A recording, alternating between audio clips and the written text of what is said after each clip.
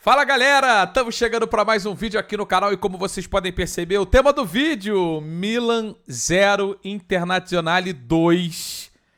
Cara, que resultado, ficou barato pro Milan. Deixa o seu like, se inscreva aqui no canal, habilite a notificação, vamos falar bastante dessa partida semifinal, depois de termos visto o empate em 1-1 no Santiago Bernabéu entre Real Madrid e Manchester City. No San Siro, com uma maioria esmagadora de torcedores do Milan, a Inter conseguiu um resultado espetacular. Só não vou dizer que foi fantástico, porque poderia ter sido mais. 2-0 acabou ficando barato para o Milan e o jogo não está decidido, né? A eliminatória não está absolutamente decidida, porque se tivesse feito 3-0, aí ficaria muito difícil a gente imaginar qualquer reviravolta no placar. Eu falei um pouquinho sobre o jogo no meu Twitter antes da bola rolar e eu, olhando para as individualidades, eu acho que a Inter, e falei também no vídeo que eu gravei aqui pro canal no YouTube, a Inter sempre teve mais qualidade individual do que a equipe do Milan. Mas no coletivo isso poderia acabar sendo igualado, só que o Milan teve um desfalque muito grande para esse jogo, né? A gente está vendo aqui na escalação, não ter o Rafael Leão acaba sendo muito grave para o Milan. Então, com manhã, Calabria, Kjaer, Tomori, Hernandes, Krunic, Tonali, Dias, Benasser, Salmakers e Giroud. Sentiu muito a falta do seu principal jogador de ataque, o time do Milan. Ainda teve a lesão do Benasser no começo do jogo, para a entrada do Júnior Messias, e o brasileiro não conseguiu produzir muito, caindo pela beirada, mais pelo lado direito em boa parte do jogo. E o Milan não se encontrou. Foi um primeiro tempo de domínio absoluto da Internazionale, né? A Inter veio para campo com a sua formação tradicional de 3 jogadores atrás, Onana no gol, Darmian, Acerbi, Bastoni, Dumfries de um lado, Di Marco do outro, e aí a grande surpresa, os 3 homens de meio campo, sem a presença do Brozovic, que é um jogador de mais marcação, foram 3 jogadores de muita saída, muita capacidade de articulação, ataque e controle da bola. Não que o Brozovic não tenha, ele tem muito controle de bola, ele não é tão presente no ataque como são Barella, Çalhanoğlu e Mkhitaryan, além de dizer que o Lautaro Martínez na frente. E a Inter amassou, a Inter atropelou o Milan no primeiro tempo.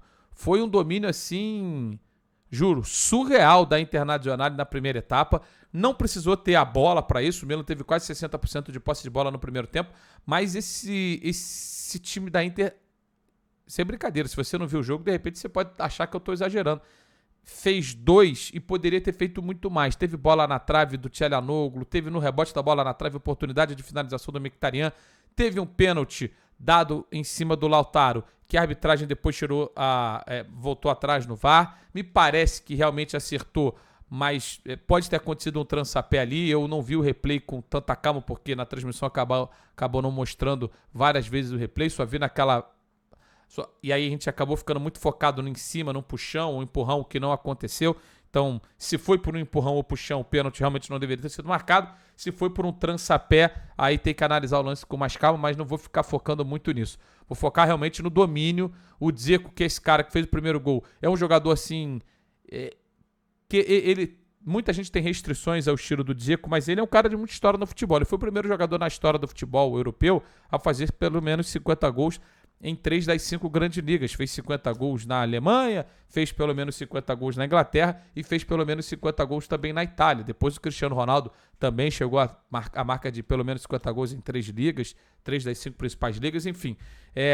Teve um oportunismo grande numa emendada para fazer 1-0, isso com 8 minutos de jogo, depois de uma grande jogada pelo lado esquerdo ali, com direito a um corta-luz também do Lautaro Martínez.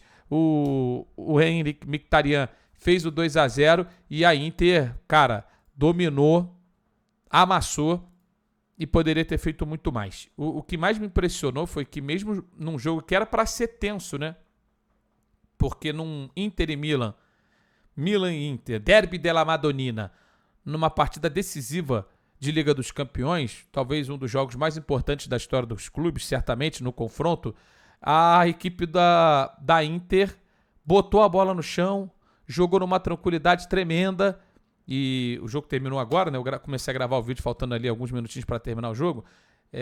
Botou lá, tá aqui já a foto do jogo, do final do jogo, botou a bola no chão e tranquilizou a partida, transformou um jogo tenso num jogo calmo, num jogo de domínio, num jogo de imposição, e o Milan não conseguia sair da pressão, não conseguia criar absolutamente nada, com todas as lendas no estádio, com Djokovic no estádio, com tudo que poderia, de repente, com esse mosaico maravilhoso da torcida do Milan no pré-jogo. Nada disso foi suficiente para o Milan conseguir igualar as ações no primeiro tempo e até no segundo. No segundo, a Inter optou por marcar num bloco um pouquinho mais baixo, marcar um pouquinho mais atrás. O placar já estava praticamente consolidado e esteve realmente consolidado ao final da partida. E mesmo assim, com o Milan chegando um pouquinho mais, que seria até natural, o Milan no segundo tempo bota uma bola na trave com o Tonali, numa bonita jogada pelo lado esquerdo, no pé da trave, mas a Inter, em vários contra-ataques, foi muito perigosa. Então, agora fica muito difícil para o Milan conseguir uma reviravolta. Acho que a gente imaginar aqui que o Milan vai conseguir essa classificação passa por fatores que a gente ainda não viu nessa eliminatória de domínio total da equipe da Inter. Tem um elemento que favorece ainda os Nerazzurri, que vai ser a presença de 95% do estádio, ou por volta disso, de torcedores Nerazzurri. Então a Inter vai assim para o segundo jogo com um favoritismo gigantesco para a vaga. Não foi, se fosse um resultado de 2-0, com escapadas, com bolas de sorte, com lances de desvio, jogadas fortuitas, a gente encararia de uma maneira. Mas um 2-0 com domínio amplo e quase que ininterrupto, né? Porque você dominar a maior parte do jogo é uma coisa, você dominar praticamente o jogo todo, como aconteceu, é outra. Então, méritos totais para a Internazionale, que quando também começa a mexer, quando a gente começa a ver as saídas do banco de reservas, a diferença só aumenta. Sabe? Isso é outra coisa que tem que ser levada em consideração. Quando a Inter chega, e pegando aqui as mexidas para destacar para a galera, tira do banco o Brozovic, que é um homem de um primeiro passe espetacular. Um homem que acaba ajudando a controlar o tempo e o espaço para colocar no lugar do Mkhitaryan. Ele fecha um pouquinho mais no meio. Aí ele pode tirar do banco com o Lukaku, que entra no lugar do Dzeko, faz uma jogada pelo lado esquerdo, é muito forte, amplia ainda mais o domínio da Internazionale. Sai o De Vries, sai o Gagliardini, sai o Joaquim Correa. Olha a diferença, tá? A partir do momento que os bancos começam a ser utilizados. Assim, o que poderia estar equilibrado e já não estava, vai aumentando ainda mais. O Milan tirou do banco Júnior Messias, Malik Thiaw, Divock Origi, que até entrou bem, Pierre Kalulu e Tommaso Pobega. Então, para ser de Brahim Dias, Calabria, Salmakers, que não jogou bem, Kjaer e Bennacer. Então, você vê que o time da Inter, do ponto de vista individual, está mais preparado para esse momento, como grupo, como elenco, e fez valer essa diferença durante o jogo.